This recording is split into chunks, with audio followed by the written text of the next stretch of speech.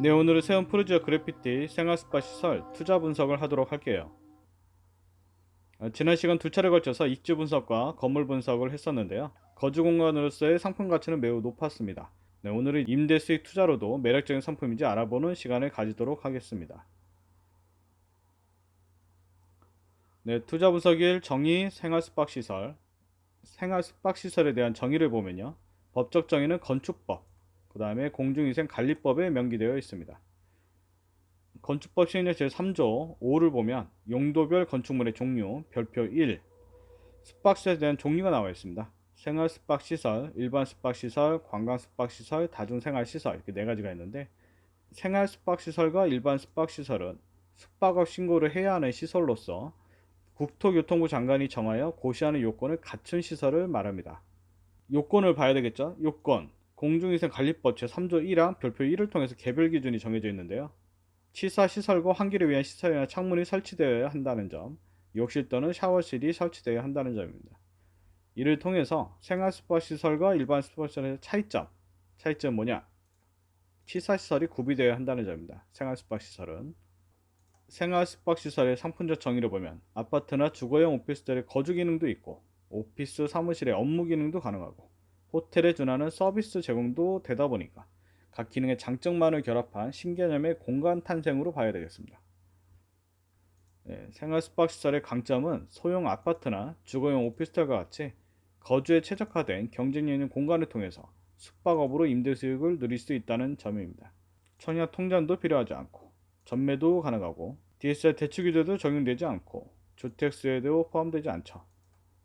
생활 숙박시설의 경우 치사시설이 있으니까 조리가 가능하겠죠. 개인적으로 이제 호실 내에서 뭐 라면도 끓여 먹을 수 있고 밀키트를 사서 집에서 조리할 수도 있고 욕실과 세탁기를 포함해서 생활에 필요한 가구와 가전이 모두 제공되니까 별도의 추가 비용이 들지 않는다는 점도 매력적이죠. 이를 풀퍼니 시스템이라고 불리는데 싱글이나 신혼부부 입장에서는 거주를 결정하게 될 때 추가 비용이 들지 않는다는 점에서 선호도가 높을 수밖에 없습니다. 참고로 취득세는 오피스텔 근린생활과 동일한 4.6% 단위세율이 적용됩니다. 투자 상품이 수요, 여행객 1, 2인 가구, 생활숙박시설의 수요자는 생활숙박시설의 투숙객이 되겠습니다. 국내나 해외 여행객의 단기 숙박시설로서 호텔이나 게스트하우스로도 사용될 수 있고 해외 바이어나 국내 사업자에 파견된 외국 근무자의 장기 숙박시설도 될 수 있습니다. 생활숙박시설의 장점은요. 해외에서 파견된 근무자 같은 경우는 이제 입국 전에 회사에서 미리 숙소를 계약하고 입주 준비를 마무리하게 되죠. 회사 입장에서는 오피스텔이나 호텔에 비해서 여러모로 생활 숙박시설을 선호할 수밖에 없는데 그 중에 가장 큰 이유는 역시 가성비 면에서 호텔에 비해 저렴하다는 점이 있겠죠. 그리고 아까 말씀드린 풀퍼니 시스템도 이제 하나의 요건이 또 될 거고 호텔에 준하는 서비스도 시설과 서비스가 갖춰져 있다 보니까 무척 편리하고 치사와 세탁도 가능하니까 생활 숙박시설에서 이제 타국에서 생활해야 되는 직원 입장에서는 집처럼 편안한 공간을 제공받을 수 있습니다.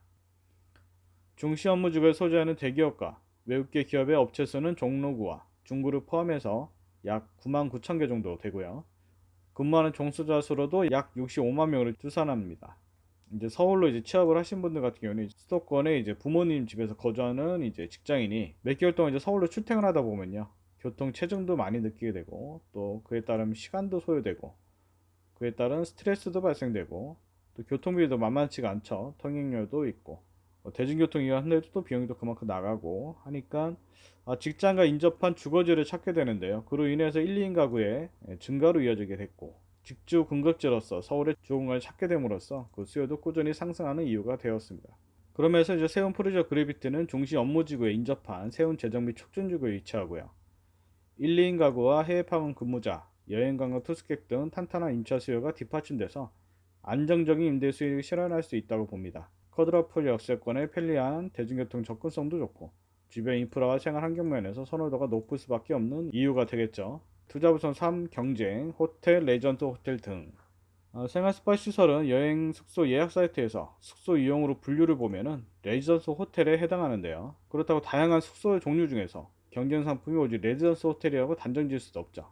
또 그 수많은 숙소 이용 모두를 생활 스파 시설의 경쟁 상품이라고 해서도 안 되겠습니다.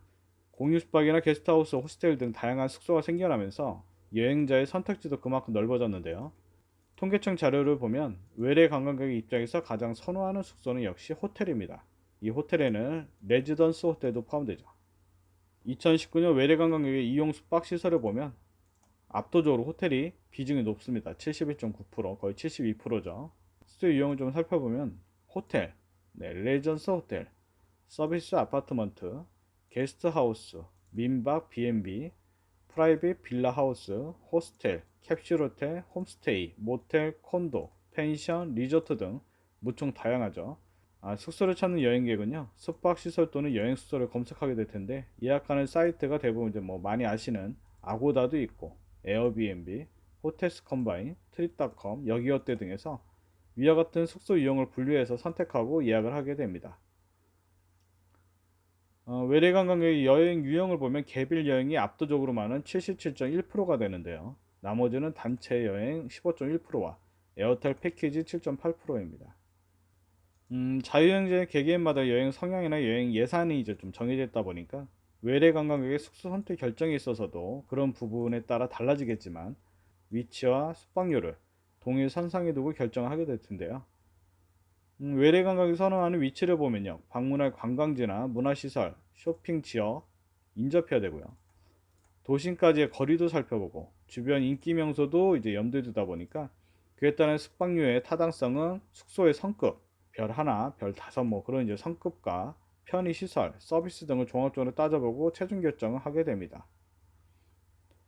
한국 여행 중 좋았던 관광지 중봉답을 보면 명동, 남대문, 북창이 55.9%로 1위, 2위가 동대문 패션타운 24.7%, 3위가 신촌 홍대 주변 18%, 4위가 종로 청계천 16.4%, 5위가 강남역, 6위 잠실, 7위 제주, 8위가 해운대 일대, 9위가 이태원, 10위가 부산에 있는 용두산 자갈치입니다.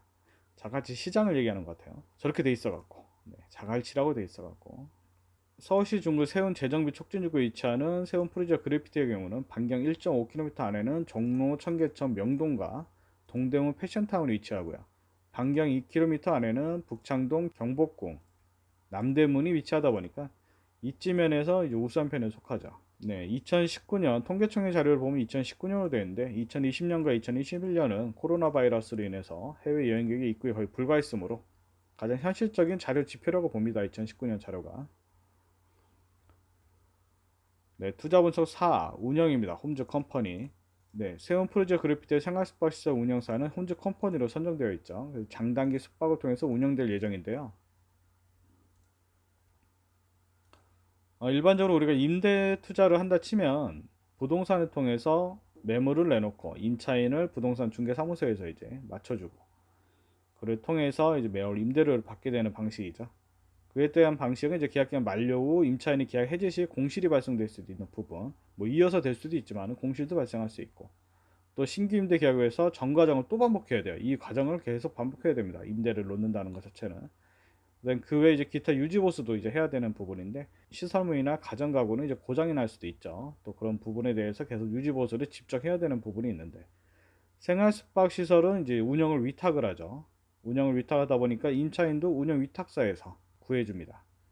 그를 통해서 소유자 임대인은 매월 수익만 정산받으면 되는 아주 간단한 구조예요. 그 유지 보수나 기타 민원 등은 운영사에서 모두 처리를 하게 됩니다. 그러다 보니까 운영 주체가 상당히 중요합니다. 기타 운영사인 홈즈 컴퍼니에 대해서 좀 더 알아볼 텐데요. 홈즈 컴퍼니 사이트에 들어가면요. 회사 브랜드가 나와 있어요. 4가지 브랜드가 있었는데 도시의 1인 가구를 위한 코리빙 하우스 홈즈 스튜디오가 있었고요. 주거와 숙박의 경계를 없앤 홈즈 스테이, 도심 속 단독주택 홈즈 하우스, 교회 코리빙 타운, 코 빌리지 이렇게 4가지 브랜드를 운영하고 있었습니다. 세운 프로젝트 그래피티는 생활 숙박시설의 운영 방식은 이제 홈즈 스테이 방식으로 운영이 될 텐데요. 홈페이지에는 어떤 사업적인 모토를 보면요. 부담되는 보증금, 복잡한 계약서, 가정가구 새로 살 필요 없이 내가 원하는 곳에서 원하는 만큼 살아보세요. 호텔식 라운지와 서비스, 내 집 같은 편안함까지 새로운 라이프 스타일의 밀레니얼을 위한 라이브 앤 스테이. 수요자 입장에서는 매우 매력적인 멘트들이 많죠. 이런 부분이 상당히 강점으로 보이고요.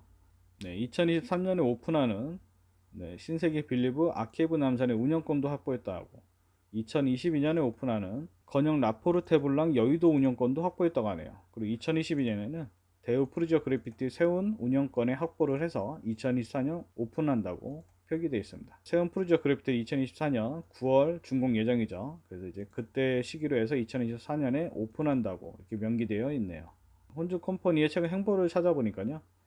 에어비앤비와 이제 숙박시설 운영관리 파트너 체결도 있고요.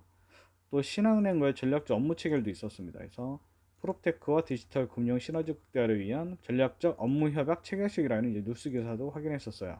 2017년 코리빙 홈즈 스튜디오 브랜드를 시작으로 해서 다양한 운영 노하우와 시스템을 갖춘 홈즈 컴퍼니의 운영 위탁은 세운 프로젝트 그래피티의 생활스파시설 임대 투자에 있어서 안정적인 수익을 실현해 줄 것으로 예상됩니다.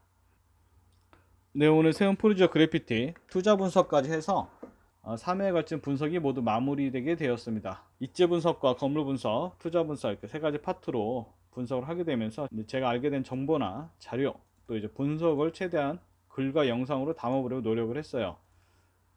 혹시 이제 입지 분석이나 건물 분석 못 보신 분들은 아래 링크를 해놨습니다. 이게 입지 분석이고요. 그 다음에 건물 분석. 이 부분 한번 좀 보셔서 투자에 도움이 되셨으면 하는 그런 바람입니다. 세운 프로젝트 그래피티 생활 스파시에 대한 궁금한 점이 있다거나 상담을 원하시면 전화주세요. 예, 그럼 이만 투자 분석을 마치도록 하겠습니다. 저는 지산 멘토와 7개의 방이었습니다. 감사합니다.